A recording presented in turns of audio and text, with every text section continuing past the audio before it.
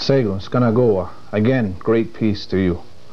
Today we are at the Ganyagahaga Rajijokwa Cultural Center, and Mr. Wendell Bova, who is the director of this center, will be talking to you about the activity of the Ganyagahaga and the development of their culture. You know, Andrew, for introducing me. Actually, the name that I prefer to use is Ganadakta, my Mohawk name, and that's something that we encourage over here at Ganyagahaga Raldijokwa. Ganadakta means near the village. That's the name that I prefer to use. Ganyagahaga Raldijokwa, I should explain, is the name that we use for our organization. Ganyagahaga itself is the name that we call our own people. It means people of the Flint. And Raldijokwa, when it's interpreted, means the group. So Ganyagahaga Raldijokwa Cultural Center is the group of Mohawk people, and this is their cultural center. We were first established in 1978, so that means we've been around for around 10 years. And over here, our main mission is to preserve and protect the culture that we have and the language that we have as Mohawk people. We believe we're a distinct people, and we have things that it's very important for us to pass on to our future generations. I'd like to talk a little bit about the programs that we have here in the organization. Basically, we have three main programs, and I think people have had an opportunity to hear about us before, but I'll go through each one of them. We have a very fine research library over here at Ganyagahaga Raldijokwa, and the library has been a source of information and actually a center for all of the programs that we have over here. The library has three concentrations on things that it collects. Primarily we collect documents and articles and books that have something to do about the history of Kahnawake itself. From the history of Kahnawake, we expand a little to collect material about the Mohawk Nation, which we are a member of. And finally, we expand one more step to encompass the Iroquois Confederacy. So in our library, we concentrate on those three areas. I mentioned that the library is the central part of the organization.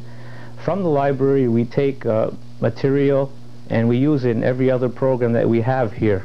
We have a radio station, and we also have a museum interpretation center. Maybe I can talk a little bit about the radio station before I get onto the interpretation center.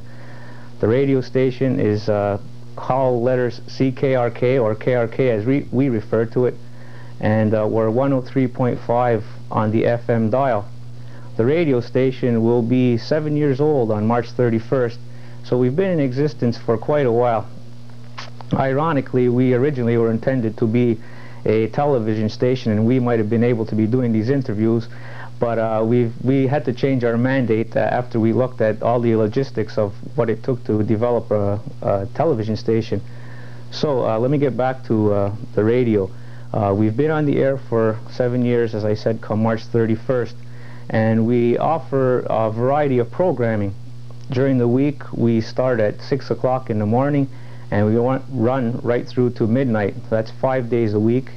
And on weekends, our programming begins at 8 in the morning, and we finish at midnight again. Again, I mentioned we have a variety of programming, and we go from the classics to talk shows to, I think, what is our big drawing card, country music. We also do language programs on the air, and we also act as a source of information for the community. I'd like to go on now to talk a little bit about the Museum Interpretation Center. This is probably the area that I am most familiar with of the three programs that I've mentioned, because that's where I first came to work over here. Presently, I'm the interim director, and I've been sitting in this position for 8 months. Previously to my movement into the director's position, I was responsible for the museum development program. We have been part of the Cultural Center from day one, and we have a variety of areas that we've been working on. Right now we have an area that we have developed here in the building where we feature exhibits on I guess, a quarterly basis, we can call it. We've been doing exhibits here, again, from the beginning in '78, and we've also done exhibits outside the community.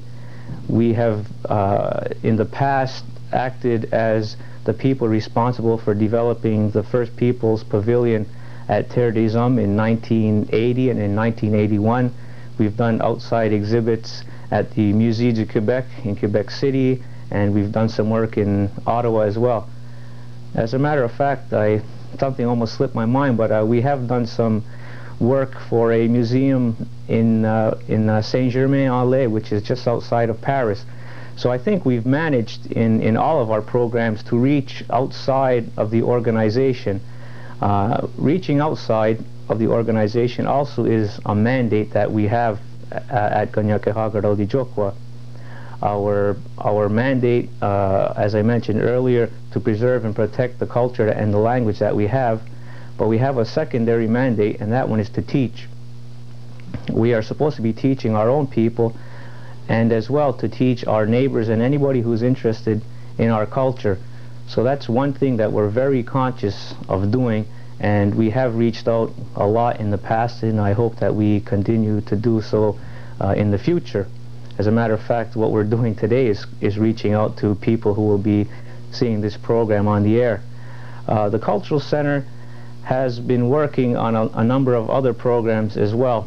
Some of these programs have developed to such a point where they have grown up and left us. When I think about programs like this, I'm sure that all of us involved are real proud of the Mohawk Immersion Program. Today, the Mohawk Immersion Program is well established in our school system here in Kahnawake, and it extends from nursery right through to grade 3 at a total immersion level, and then after grade 3, in other words grade 4 and on, they introduce more and more English at a gradual pace.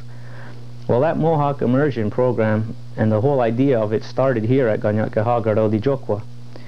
It was about 1980 that we first realized that there was a need for us to take care of the language that we had, so we introduced it in the school system by employing one teacher at the time, and I believe it was on a part-time basis. Today, as I mentioned, the program is on its own. It has its own offices, its own employees, and it's doing very well, and it's something that we're very, very proud of over here. Another thing that we've been involved in the past, and actually we're involved in presently, is presenting cultural awareness programming to people in the community. And when I use that term, I actually mean presentations. This past couple of months, we've had a program or a series of guest speakers from across the Confederacy who have come to Kahnawake and who have chosen or been asked to speak on a topic, and they have talked in front of the people in the community. We have one presently coming up on March 25th or 26th, and it'll be featuring John Mohawk, who is in the past proved to be a very popular speaker. So we hope that, and we actually welcome everybody to come on over to the Kahnawake Survival School. These courses start at 7 o'clock in the evening at the Survival School, and they are open to the general public. All we ask is that people give us a call and let us know that they'd like to attend, so we can make the proper arrangements for seating and refreshments. If you do so, you simply have to give a call at our number, which is 638-0880, and ask for Carla. Carla takes care of the program, and she's been doing a very good job at that. Other things that we've done in the past over here is welcome visitors. I think we're in a very unique situation over here in Kahnawake as far as geography. We seem to be located ideally to attract people who are coming to visit Montreal and who would like the opportunity to visit or meet some Indian people. We've welcomed visitors from around the world over here at Kanien'kehá:ka-R'd'Djokwa. I can remember in the past year speaking to groups of students from China, to somebody from the Soviet Union, to somebody from Hungary. We've had Australians, we've had people from Israel. We've had a lot of people from around the world come to visit us. I think the main reason that they come to visit us is that there is a general interest in Indian people, and the fact that we are Mohawks and part of the Iroquois Confederacy makes that interest even greater. We're very aware that over in Europe there is a great interest in Indian people, and especially the Confederacy. As a matter of fact, last week I had occasion to open a piece of mail which was sent from a fellow in East Germany, and basically he was sending us some information that showed how he and his people looked at the Iroquois Confederacy. These people actually sent us beadwork that they had done. They sent us photos of them dressed in very authentic looking Iroquois costumes. They used cradle boards for their children, and this is a process that's been going on for about 10 years now, since we began. I think about the Cultural Center, and I'm very proud of the things that we've done over here over the years.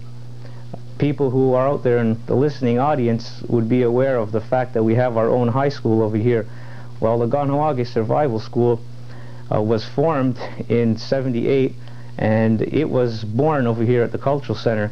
We had such a very close working relationship with the Survival School when we first began, and it was a very fruitful relationship.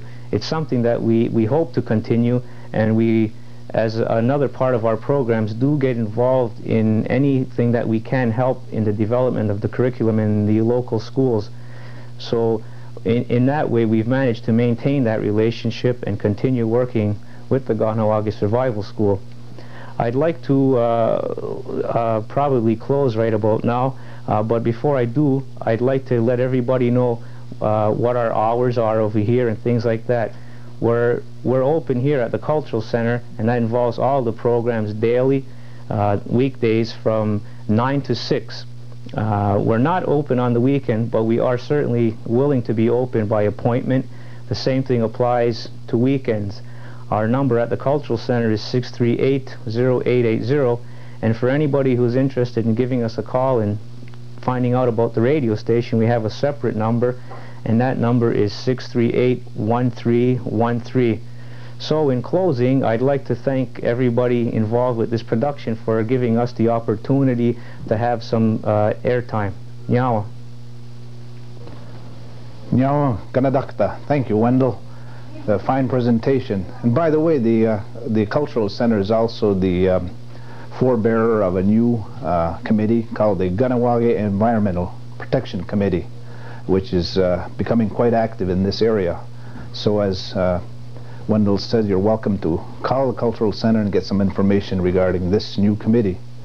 Next week we will be presenting some of the activity within the Cultural Center, and we'll be introducing to you a young lady who will give you a tour of the Museum and Interpretation Center.